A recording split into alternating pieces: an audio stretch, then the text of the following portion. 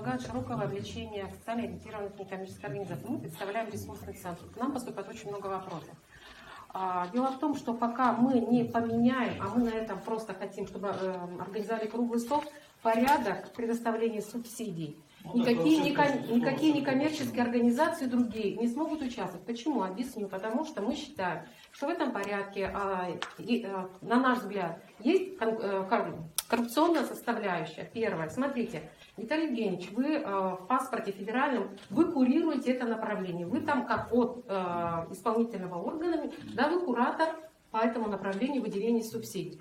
Смотрим, кто же у нас побеждает. Побеждает организация, где вы, секундочку, можно я дополню? Секундочку, являетесь вы председателем автономной некоммерческой организации. Больше никто не может участвовать. Почему? Объясню. Дело в том, что по критериям отбора, заявок, два или три, там, по-моему, условия, это должен быть административный персонал обязательно, имеющий стаж и медицинское образование.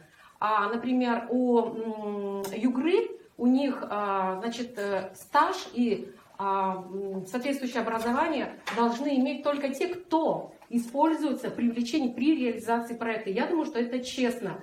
Как вы думаете, вот ответьте, пожалуйста, вот на этот вопрос. Ну, во-первых, постановление правительства писал как бы не я, я вам сразу могу сказать, участвуем мы фактически, я вам еще раз говорю, мы абсолютно рады, если кто-то будет выходить еще. Вот, то есть я понимаю, что там несколько человек бы вышло, да, и вы... Нет, смотрите, они будут участвовать, но они никогда не победят, потому что в порядке там именно уже предусмотрено, понимаете, его надо поменять, Я согласен. Что необходим вообще разговор на другом уровне, круглый стол с привлечением НКОшек, которые могут сегодня свои практики предложить, и вы уже будете рассматривать, имеет смысл действительно дальше участвовать. Потому что нарушен закон о конкуренции, это мы можем просто доказать, понимаете?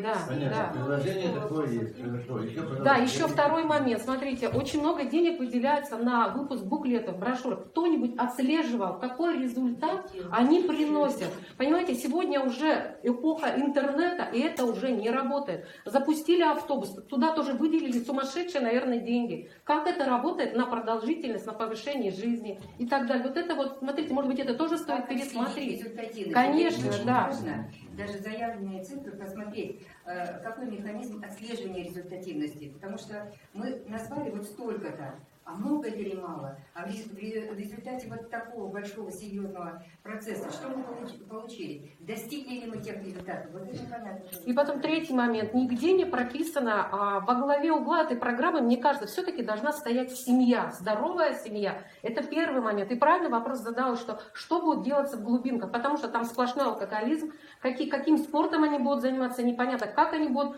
свою жизнь там увеличивать, продолжительность и так далее. Может быть, какой-то круглый стол межведомственный надо будет собрать, чтобы вот все исполнители этой программы какую-то общую, я не знаю, там, механизмы предусмотрели, да, и чтобы действительно во главе угла была семья, в первую очередь.